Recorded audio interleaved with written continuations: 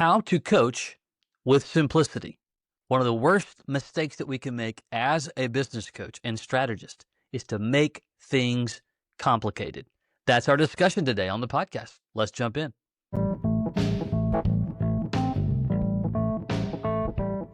BJ O'Neill here with the Business Coaching Success Podcast. So glad you're here, where I share with you strategies, tools, and tips to be able to grow your business coaching practice to six figures and beyond as a Christian business coach. Let's jump in. Welcome, welcome, welcome. Glad that you are here. Simplicity. How do we coach with simplicity? How do we serve business owners? How do we help them focus and grow in profitability and revenue, all while being simple at the same time? Because there's a reason why that's incredibly important. And one of those is we have to have a desire, we should have a desire to want to make things clear and simple. What does that mean? Structure matters. Write that down, quote that, put it on a Post-it note, put it by the vent in your car, wherever. Structure and simplicity matters. I will never forget. Isn't it weird, by the way? Just the random things that you recall, like a memory many, many years ago. You're like, why do I remember that one? But I have one of those and I kind of tell this story quite often. Back in the early 90s, mid 90s, I guess, my wife and I had a couple of businesses. And the second one was a party supply business. This was prior to when places like Walmart, Target, and your big box folks carried party supplies and goods. And anyways, I'll never forget, the store opened at 10 o'clock in the morning, and I don't remember what season this was now. This is, years ago, 30 years ago. But I remember driving to the store, and we opened at 10 o'clock in the morning, and I remember getting there like at 9:58 in the morning. So right on the pinhead of the time that it opened, that there were customers were waiting, and I'm opening the door while they're waiting, which is mega unprofessional, by the way, just super unprofessional. But again, I was very young and just didn't know a lot at that time. But I remember the spirit of driving that day and thinking, gosh, there's no way I could ever desire to get in this car and drive through this massive traffic early in the morning, like 7 o'clock, 7:30, and go to a place, a desk, and just kind of sit there. Like that sound of what I knew, or what I thought I knew, is I had never done it before. That sound just seems so incredibly like no way I would enjoy doing that whatsoever.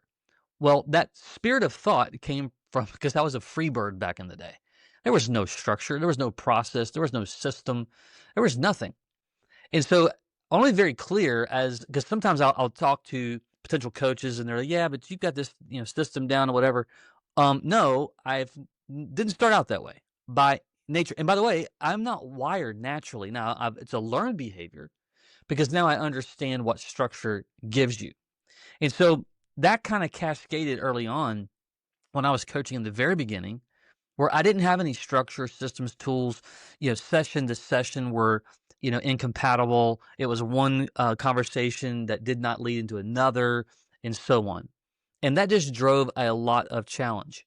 And I began to recognize and see that those at least that I assumed to have some level of success appeared to have some kind of path, structure, systems, tools, and all that. And you got to remember, back in the day, we didn't have resources there's no Google Drive, there's no, Apple Notes or whatever you may use on the device that you have. And so you could somewhat make an argument that it's easier today, but that's not actually accurate, because it's a decision. It's a decision of simplicity and discipline to think that way, to create that way, to organize yourself that way, and so on. At the same time, my wife was right the opposite. Super organized, very detailed, had a fair structure. And, I used to look at that and go, oh my gosh, how do you do that? And I had to learn it. I still have to learn it today, from that matter. But when we pull that into coaching the business owner, when we pull that into the actual system and process, hear me and hear me clear.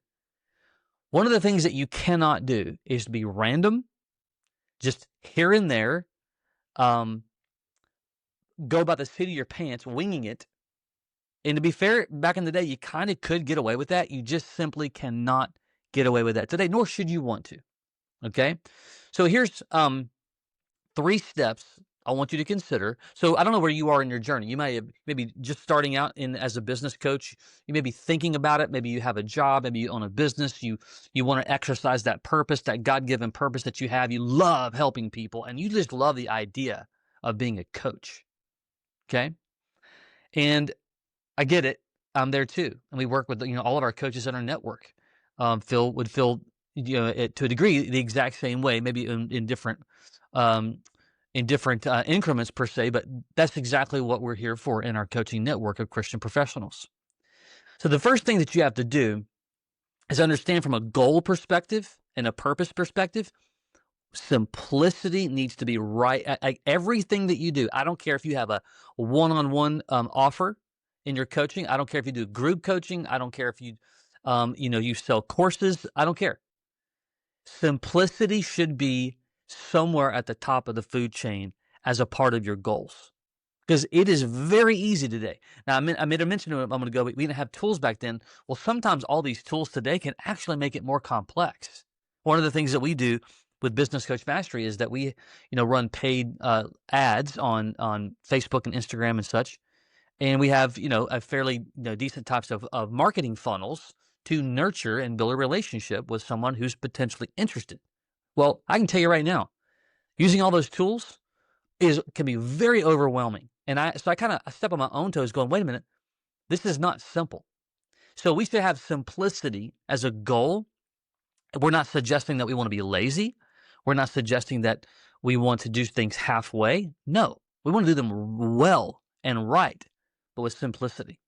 So when we're working with a client, okay, when we're working with a business and we're going to begin to coach them, all right, so they've said, yes, I want your help. Number one, you must have some type of roadmap to success. In other words, you can't just start with an idea only, because I'm telling you that idea will fade with no structure to it. So you want to have a roadmap. What does that look like? Well, like in our world, in our done-for-you system that we give business coaches, we use high-profile proprietary software that develops this roadmap and plan. It puts together through a kind of a points system, if you will, on what strategies they being the business owner, needs to focus on. This is called an assessment that we do. It's a part of how we sit down and show them what's possible when you grow profitability with simplicity, there's that word again, in small areas in multiple strategies. And then it prints out a 17-page roadmap. It says, here's what could happen if you begin to work, whether you work with us or anybody else, doesn't matter, when you begin to actually work through strategic improvements. So you must have at some level some type of roadmap that you're going to follow. I know it's a cheesy, silly analogy, right? But if you're going to go on a road trip, you're going to follow today a GPS of some sort. And by the way, it's a total side note. You remember back in the day, we were telling our kids the other day, I used to, when my wife and I were younger, we would go on road trips. I would have one of those big atlases. Remember those things? And that is just crazy that we all did this, but I'd open up that atlas. She would kind of look to see, hey, you need to turn here, turn there. Isn't that nuts? Of course, today we don't have to use that. We have a self-guided. We don't even worry about where we're going half the time. Why? Because we're following this line on this map that is giving us real-time instruction based upon traffic, weather, you name it. And so that's what a roadmap to success is. You're going to follow the roadmap to get to your destination. So you have to have some type of roadmap with your clients to do the very same thing, okay? And then with that, you begin to coach your clients. Now, quickly, if you're doing the traditional one-on-one coaching model, I'll tell you, just as a little side note, that a typical coaching session for the month is usually 3 sessions per month, okay? 60-minute sessions, and I encourage our team to add an additional 60 minutes of prep time per session per client. Now, you can do it ever how you want. We have coaches that only do it twice a month. We have different coaches that have different levels, so they may only give one session per month because of they're going to more of a done for you scenario, or do it for yourself version to their system and tools that we give them. But all that to say is that a traditional one-on-one 3 times a month, you're gonna have vacations and things are gonna come up, so you have a buffer week for them to catch up on homework or ideas, lists, whatever that may be. Okay, so there's that. Then from your coaching roadmap, you're going to have your very first conversation with them. Here's the roadmap. Here's where we're going. Here's the biggest area of opportunity based upon different feedback from them and the tools that you would go through. And you're going to make a decision on what you're going to work on over, call it the next 90 days. I'm a huge fan of the 90-day increments because everyone understands 90 days. The quarters are broken up into the 90 days. It doesn't seem insurmountable because if you go, hey, here's what we're going to work on the next 12 months. Well, you can do that. And by the way, our system allows you to do that very thing in more like a Gantt chart type of deal. But there's a lot of stuff that's going to come up and make an impact that. And you can do that if you want to. I'm just a huge fan of at least myopically saying, we're going to look at things over the next 90 days. It's going to be this strategy and that strategy. Or maybe might be 3 of them for different variables. The bigger point, we're getting clarity for simplicity over the next 90 days of what we're going to work on. Okay? So then we're going to decide on which strategy that we're going to start with first. So here, let's review so far.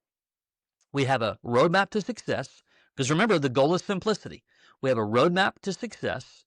We're going to sit down and take a peek at what's the first set of things that we should focus on over the next 90 days. And yes, you can zoom out for the year, just take a peek at it, but we want to make a decision and a declaration of what we're going to focus on, and we're going to stick to that plan over the next 90 days. Then we're going to make a decision for simplicity on what strategy we're going to start with first, okay? And here's where the simplicity really comes into focus. We're not talking about multiple different conversations. We are going to focus on implementing one strategy at a time. We're not doing 2 things at a time. We're not doing 3 things at a time. We want to have a focused apparatus to focus on one thing at a time and get that implemented. Now, if you're sitting there and you're like, well, what strategies are you talking about? Well, that's going to be somewhat in the eye of the beholder. If you use a systematic process like we do, we're gonna verify a number of different strategies. They could be things like, reviewing cost control. Is it time to have an increase in prices? Is there opportunities for upsells or cross sells?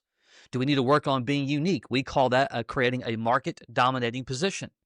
But the bigger point is, let's just say that we've decided, you know what, we haven't had a price correction in quite a while, and our cost of goods have gone up, and we're just kind of getting squeezed with our margins.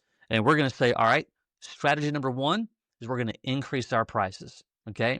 And then we'll begin to work step by step on increasing those prices through a methodical process. Now, if you're just doing it on your own, you got to figure out how that's going to work. In our world, we use our software as a dedicated step-by-step content process that as we're focusing on one strategy, we're going to go to step 1.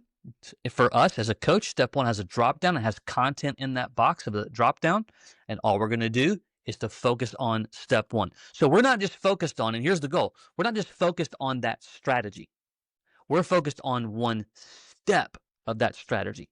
And that's how you myopically break things down into multiple pieces, kind of like Legos, and go one by one to implement one strategy. When that strategy is completed, we're going to go to the next strategy, and so on. So, big picture, you don't want to wing it. You don't want to fake it. You don't want to just be haphazard. You don't want to go conversation to conversation. There's different content. You don't want to do 2 or 3 things at a time. You want to have a plan, roadmap, a process, that's your coaching schedule, and you want to focus on one strategy at a time, and more importantly, myopically, one step at a time. And when you get used to that and your client gets used to that, here's what's going to happen. Remember, they're overwhelmed.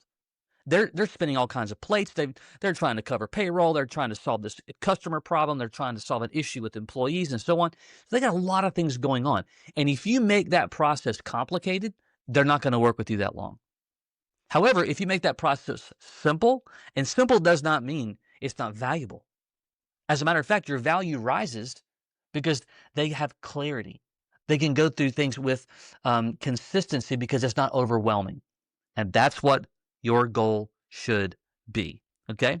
I don't know where you are in your coaching journey. If you are interested in starting a business coaching practice yourself, maybe you're already coaching and you're just doing it for free. And you really don't have systems and tools in place. Maybe you own a business, and from a calling perspective, you really want to help others grow their business. You kind of know what you did, but you want to teach a process to somebody else. You're a believer. You would love the idea of a community and a network of other believers as well. I'd encourage you to just check out what we do. You can go to businesscoachmastery.com. That's businesscoachmastery.com. You'll see some information there on what we do, our done for you system, process, tools, resources, all that. And if you're interested in booking a quick chat with us to learn more about it, you can do that as well. All right. Until next time, take care.